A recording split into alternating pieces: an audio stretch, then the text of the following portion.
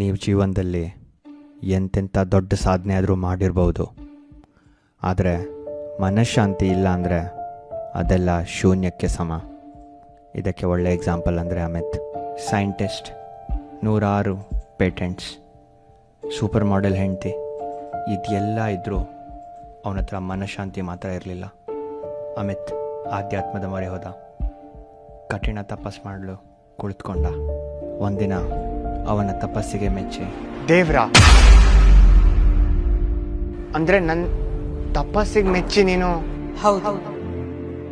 ನಿಂಗೆ ಕಾರ್ ಬೇಕಾ? ಬೇಡ. ಸೂಪರ್ ಬೈಕ್ ಬೇಕಾ? ಬೇಡ, ನನ್ನ ಹತ್ರ ಎರಡೆರಡಿದೆ. ಒಂದು ದೊಡ್ಡ ಬಂಗಲೆ ಬೇಕಾ? ಬೇಡ, ವಿಲ್ಲ ನಾನೇ ಮಾಡ್ಕೊಂಡಿದ್ದೀನಿ. ಚೆನ್ನಾಗಿರೋ ಹುಡುಗಿ ಜೊತೆ ಒಂದು ಮದುವೆ ಮಾಡಿಸಲ. ಅಯ್ಯೋ, ನೀನ್ ಏನೇನ್ ಕೊಡ್ಬೇಕು ಅಂತ ಅನ್ಕೊಂಡಿದ್ಯೋ ಅದೆಲ್ಲ ನನ್ನ ಹತ್ರ ಇದೆ. All I need is a good life. ಅಷ್ಟೇ ತಾನೇ? ತಥಾಸ್ತು. ನೀನ್ ಕೇಳಿದ್ ನಿನಗೆ ಸಿಗುತ್ತೆ, ಹೋಗು. ಡ್ಯಾಮ್, ಇಷ್ಟು ಈಸಿಯಾಗಿ ಆಗುತ್ತೆ ಅಂತ ನಾನು ಅನ್ಕೊಂಡೇ ಇರ್ಲಿಲ್ಲ. ನಾನು ಕೇಳಿದ್ ನಂಗೆ ಸಿಗ್ತಾ ಇದೆ. ಅಮಿತ್ ಖುಷಿಯಿಂದ ಮನೆಗೆ ವಾಪಸ್ ಹೋದ್ರೆ ಅವನಿಗೊಂದು ಶಾಕ್ ಕಾದಿತ್ತು. ಅರೆ, ನೀ ಏನೇನ್ ಕೊಡ್ಬೇಕು ಅಂತ ಹೇಳ್ತಿದ್ಯೋ ಅದೆಲ್ಲ ನನ್ನ ಹತ್ರ ಇದೆ. All I need is a good life. All I need is a good life. All I need is a good life.